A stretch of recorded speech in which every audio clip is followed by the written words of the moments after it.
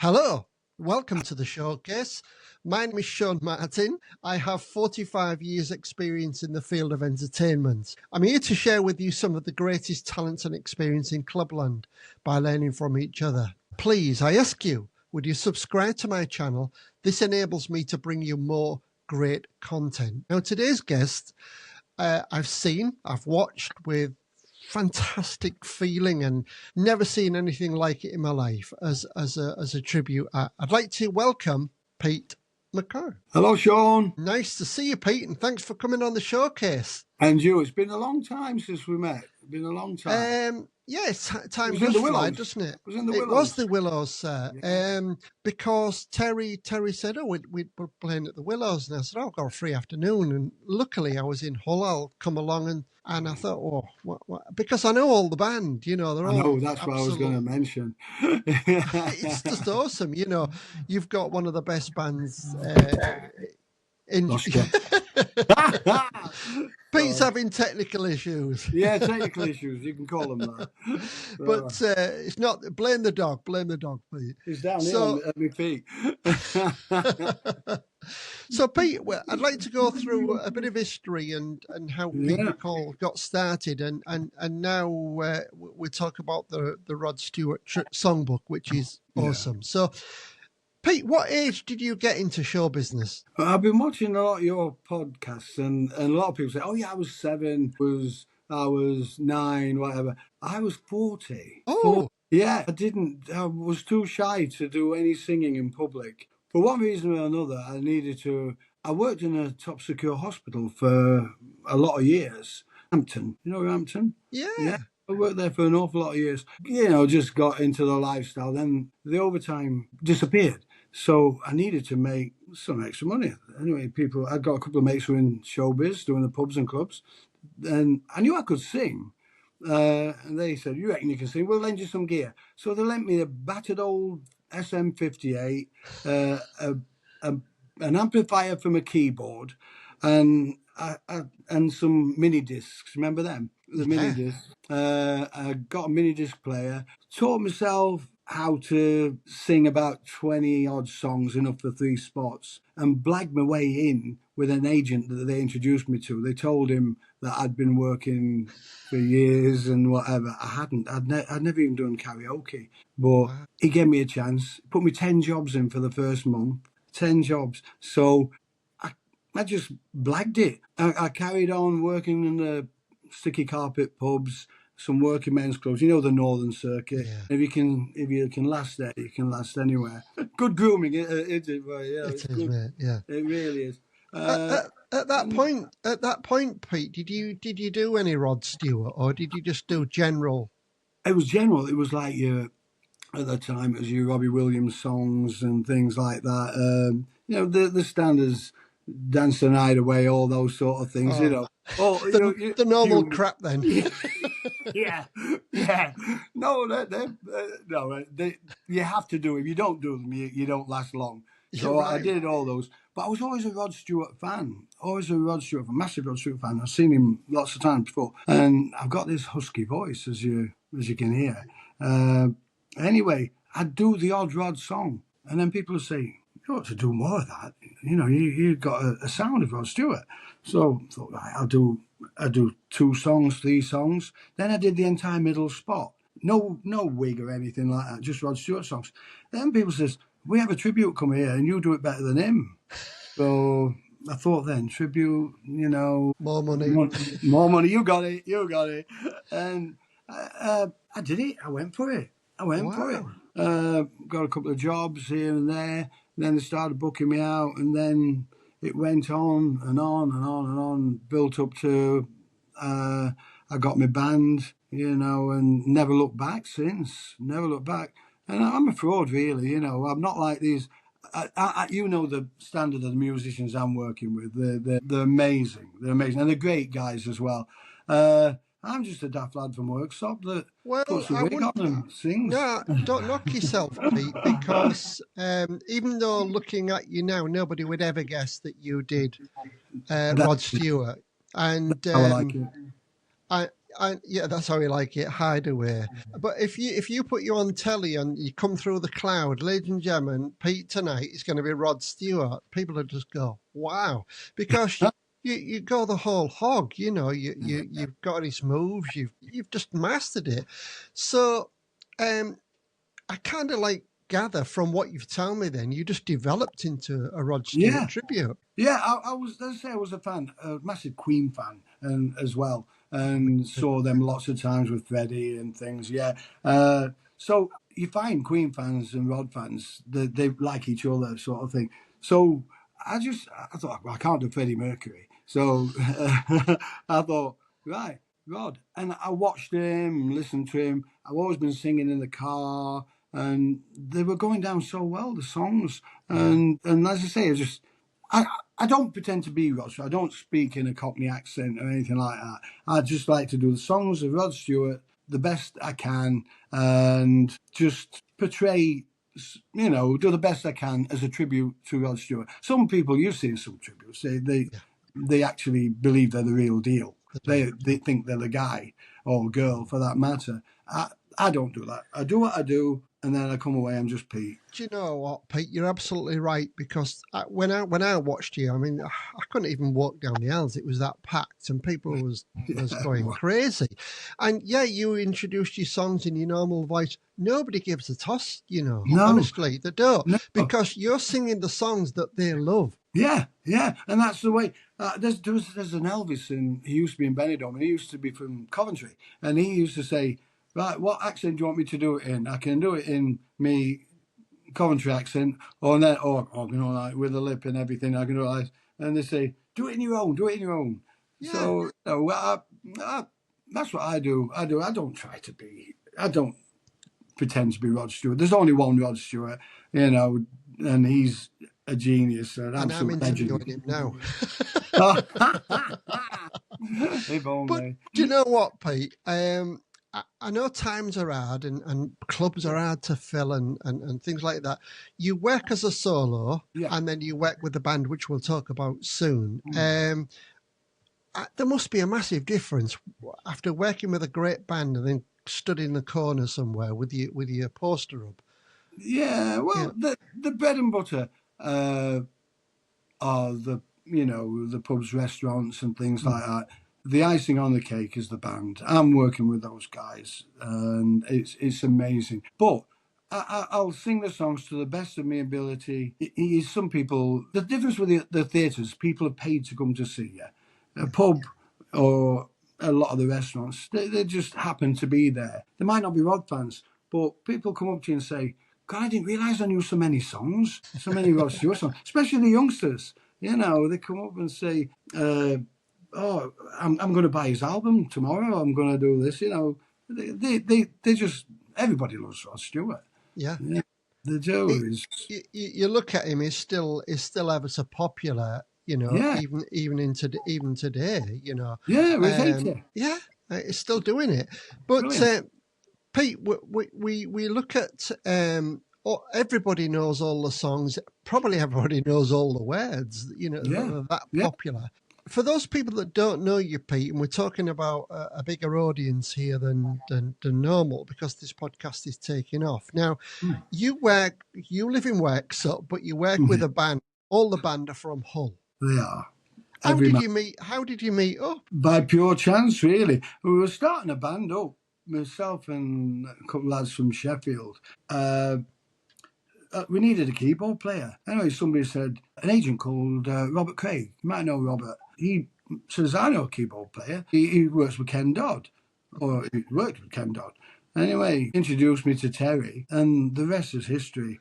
Without Terry Bell, there would be no Rod Stewart Songbook. He is amazing. You know the guy. Terry has got the passion of 500 people. I don't know where he gets it from. I don't. His passion for me is well respected in Hull. Everybody knows him. He used to be in the clubs when I was a guitar vocalist. You go to the club, and when you see Terry Bell on there, you know you're going to get a good band. So he's well respected, and he is a great guy. And what he's doing for you, Pete, I know behind the lines is unprecedented. You just get a band who, okay, we're working with Pete tonight, just go along and do it. But Terry's just on the phone all the time, on the Facebook, promoting. He's amazing. He's amazing. He's amazing. I think the world of him, and he's brought along over the years all these fabulous guys. Now you've got Phil Oaten on drums. Certainly, what a character! What a character Phil is, and what a drummer! He's amazing. He's an amazing musician. He has been working with the very best over the years, and he has, and he shows as well. Every night, Mr. Reliable. He is, yeah. And you've got Phil on guitar, who used to be the Casablanca Boys. The naughty one, yeah. Is he the naughty? Oh, right. He is, Phil. He's a character as well. We just love him. I just stand in awe of these guys and him. I watch him play. He plays the solo. We don't use clicks, you see. We are 100% live. Like the Faces that's what I was going to do. Yeah, that's what I was going to tell everybody. It's 100% live. Yeah. We do that. And Phil's guitar solo some nights, I just wave him on. Keep going. I'm stood there with my jaw open, watching and listening, and thinking the guy's a genius. Yes, it was like that with the Casablanca Boys. I toured with them many a time. Fantastic. Who's on bass again? It's Gary O'Neill. Gary still, okay. Yeah. Because you lost the other guitar player from Hull. Who did you lose? Hang on. Oh my God. It's Tony B. Tony Beastie. Sorry. Another legend. Yeah. A gentleman, class. He is an unbelievable legend. He had a shop in Hull, and it was one of the best shops ever. He'd treat everybody with great respect. So I never what a musician as well. What a musician! He played mandolin. He played the rhythm guitar. He played the lead guitar. He could do anything. And it was only traveling that got Tony down. That's the only reason he's not stood with us now. I understand know that. It was so sad. Phil is playing the guitar of two men in one go. I don't know how he does it. I really don't. I'm in awe. So you're kind of like trying to promote. Terry's trying to promote TFB Entertainment. Yes. He won't tell me what the F stands for in the middle. He won't tell me. He's telling me, but I'm not telling. But he's trying to promote TFB Entertainment, which I understand why he's doing it, because if you can cut out the middleman, they take so much money. And no disrespect to agents, they do a great job. Yeah, and the promoters do a great job. But when you've got a band as experienced as what you've got and everything, you want to try and keep them the most of the money, because by the time it's shared out, there's not much left. So if you've got a promoter and a manager at the end of it to pay as well, it soon dwindles down to nothing. So that's a real good part of it. So how does it feel being part of the best Rod tribute in the UK? Arguably. There are a few Rod Stewart shows, but I think we've got the best. I've got to mention the sax player as well, Nigel Ward, who's coming. We did have Rick Davis, but Rick's gone on to like a duo project now. I didn't know Rick had left. Yes, he has. Yeah, he's gone in a smooth operator duo, and they're great. But we've got Nigel Ward now, and he's a star as well. Brilliant player. They all are, every single one of them. They're amazing. But what was your question again there? How does it feel? How does it feel being part of the best Rod Stewart tribute band in the country? I feel a fraud, I say, because of these guys. Because they their reputation, and they're legends there in Hull, and pure musicians and great guys. As I say, I do what I do. But But it's amazing. I love it. I love it. Every night. We're playing Pete, tomorrow night. you can't In pull Louth. yourself down. You're not a fraud. You're unbelievable. When you No. get on that stage, you're Rod Stewart. It's awesome, and people will see that from this podcast because I got some awesome footage to show people, and they'll understand it. Let me move on to another couple of things, Yeah. Pete. Have you ever done cruise work? I did. I've tried it. It wasn't for me. It No, wasn't not for me. No. I'm glad you're in agreement. It just wasn't right. I didn't fit. It didn't fit with me. Just wasn't there. And I won't be doing it again. Won't be doing it. I tried it. I did 3, I think. I did one some years ago, which was okay. You get to see some nice places, and I did a couple of years ago. Didn't enjoy them at all. Just not just just like I said at the time to the agent. I said, it's like a blind date. You fixed me up with something we just didn't get on, and it wasn't right. So it's not for me. I thought, oh, it's a lot of holidays. You get to see some nice places, fair enough, but it's maybe a younger, single guy, girl, whatever. Brilliant. Go for it. enjoy it, every minute of it. But I just wasn't. It wasn't right for me. No, and being a family man and a homely man, Yeah. I kind of like assess myself and think, I couldn't do all the travelling you do now, even Pete. Because you go from Plymouth to bloody Aberdeen. Yeah.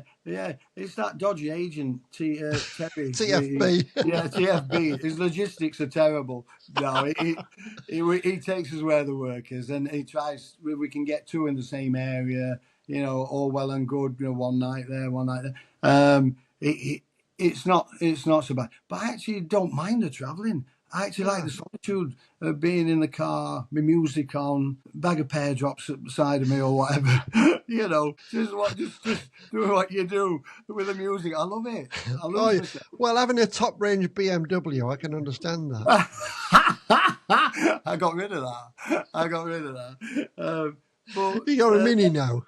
No, I'm on a RAV. I'm on a RAV4. Well, they're a good car. You need the 4x4s in some of the snow-drenched places where Terry sends me, But I do, after working for all the years in the top secure hospital environment, there was always people around you. Yeah. So now I enjoy the solitude. I just like of the travelling. Yeah. You look forward to the gig. I listen to Rod Stewart songs all the way there. Wow. Do the gig, come back, listen to anything and everything on the way back. It can be 4 hours. I'll do it in one hit. But you have to come down after the gig. So by the time you come home, if it's a 2-hour drive or an hour drive, you're back down. The adrenaline's dropped. You're right. You're ready for bed, aren't you? You're ready for bed, Pete. Because you couldn't sleep if you went straight off stage to your hotel. I wouldn't sleep a wink. Because I'm that as high as a kite from just the adrenaline from that lot.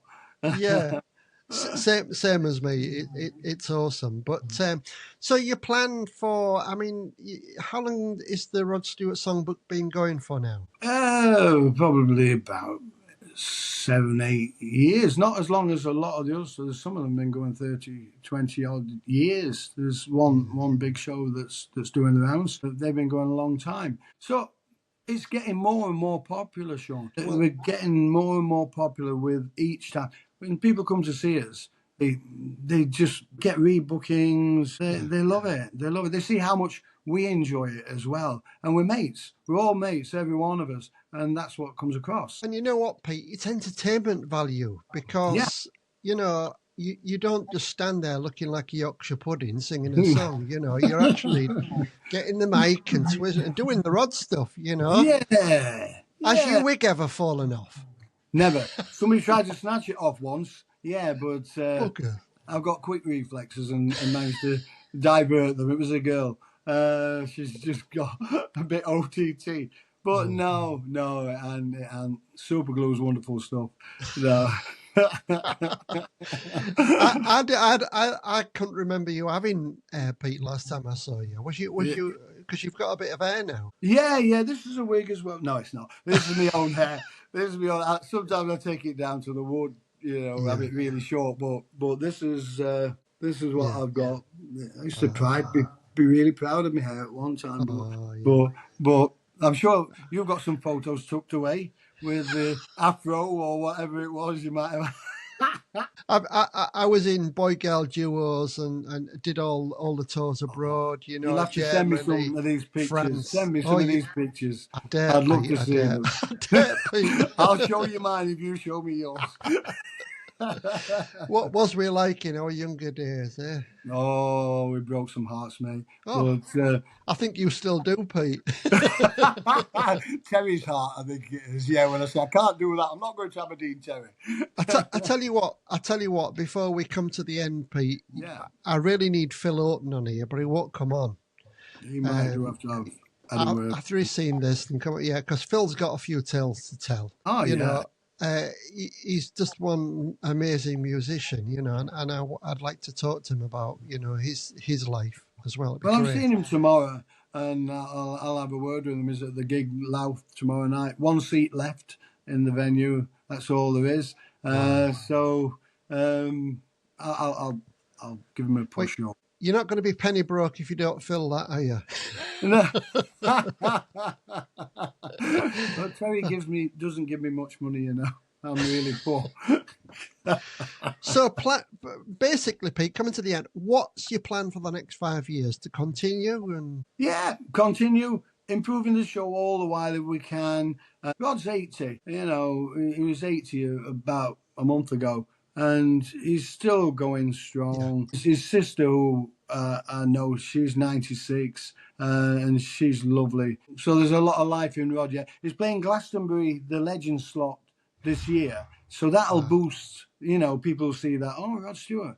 Forgot, because that goes out to millions. Yeah, much of the same, but just improving it all the while. We're tweaking it. Rod's got such a big back catalogue. Okay, we just bought back handbags and glad rags. We brought that into the set, and Nigel has got this. Let me get it right. Wind synth. It's you've seen them. They had them in Star Wars and whatever else.